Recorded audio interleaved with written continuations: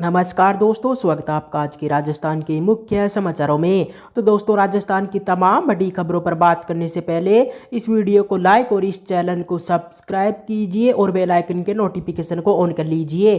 तो दोस्तों, सीधे चलते हैं आज की सबसे पहली बड़ी खबर की ओर। फेसबुक ट्विटर पर सख्ती की तैयारी में सरकार। जी हां दोस्तों, आपको बता दें कि सोशल मीडिया यूजर्स अब जल्द ही ट्विटर और फेसबुक जैसे प्लेटफॉर्म्स की केंद्र सरकार से शिकायत कर सकेंगे। आपको बता दें कि सरकार आने वाले 3 महीनों में एक ग्रीवांस कमेटी का गठन करने जा रही है। वहीं केंद्र सरकार ने गजट नोटिफिकेशन जारी कर इसकी जानकारी दी है। आपको बता दें कि इन कमेटियों को बनाने को लेकर पिछले साल से ही कवायद चल रही थी। वहीं आईटी मंत्रालय सोशल मीडिया कंपनियों से इस विषय पर कई बैठकें भी कर चुका है। आपको बता दें कि कोरोना के दौरान ट्विटर ने सरकार की शिकायतों पर यह कहते हुए ध्यान देने से मना कर दिया कि उस पर भारत के कानून लागू नहीं होते हैं।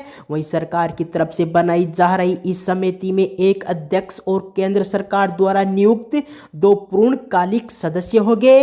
आपको बता दें कि इन सदस्यों में एक पदेन सदस्य होगा और 2 स्वतंत्र सदस्य होंगे। वही ग्रीवांस अधिकारी के डिसीजन से असंतुष्ट कोई भी व्यक्ति शिकायत अधिकारी से बातचीत होने के 30 दिनों के भीतर इस समिति के सामने अपील कर सकेगा।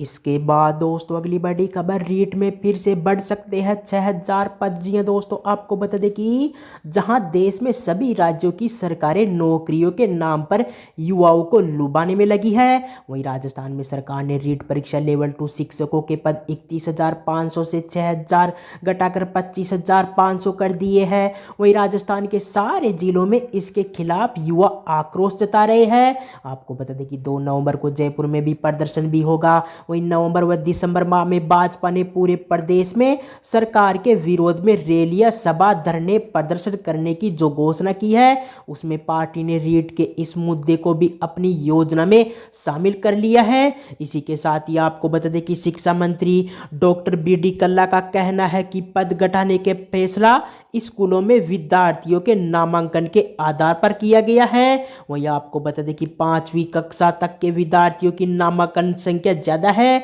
इसलिए उन्हें पढ़ाने वाले शिक्षकों यानी लेवल 1 के पदों की जरूरत ज्यादा है। जबकि 8वीं कक्षा तक के विद्यार्थियों की संख्या कम है, तो उन्हें पढ़ाने वाले शिक्षकों की जरूरत भी कम है। वहीं अब कल्ला ने शुक्रवार को उनसे मिलने पहुंचे बेरोजगार शिक्षकों को पुनः समीक्षा करने और सही निर्णय करने का आश्वासन दिया है। इसके बाद दोस्तों, अगली बड़ी खबर, देव उठनी एकादशी से बढ़ेंगे सर्दी के तेवर। जी हां दोस्तों, आपको बता दें कि राजस्थान में अगले सप्ताह देव उठनी एकादशी से सर्दी के तेवर तेज होने लगेंगे।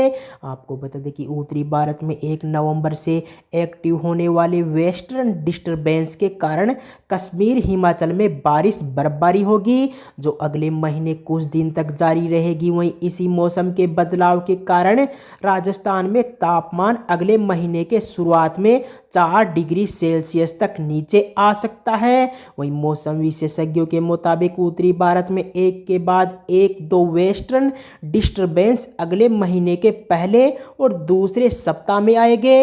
वहीं इसमें दूसरा सिस्टम ज़्यादा प्रभावशाली होगा, जिसका असर पंजाब, हरियाणा, दिल्ली और पश्चिमी उत्तरी प्रदेश तक देखने को मिलेगा।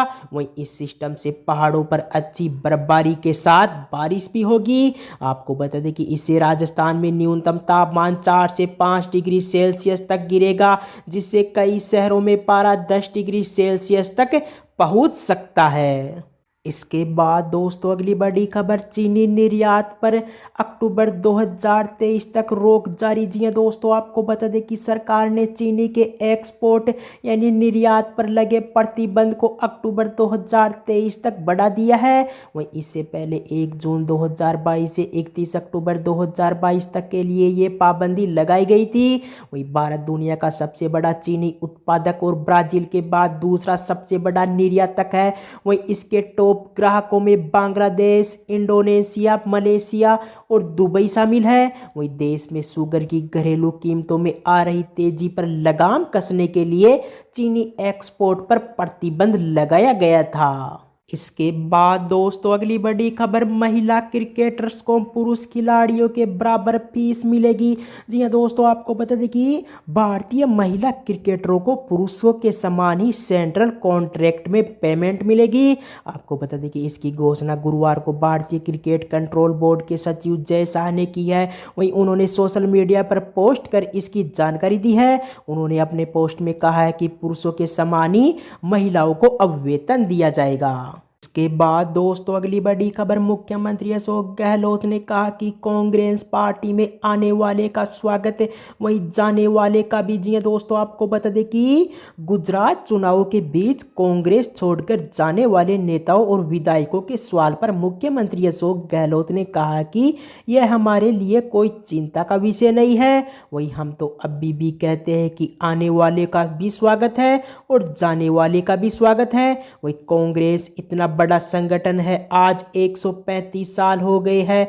वही कांग्रेस ने देश को आज़ादी दिलाई। वहीं हर गांव कस्बे में आपको कांग्रेस मिलेगी। आज जो सत्ता में बैठे हैं ये लोग तो अंग्रेजों की मुखबिरी करते थे। वहीं गहलोत ने गुजरात चुनाव में आप पार्टी के असर और कांग्रेस बीजेपी को नुकसान के सवाल पर कहा कि हम तो आम आदमी पार्टी को कुछ गिनते नहीं है। वहीं हम तो यह कह रहे हैं कि हमने जो वादे किए थे, जो काम किया है उसे देख लीजिए।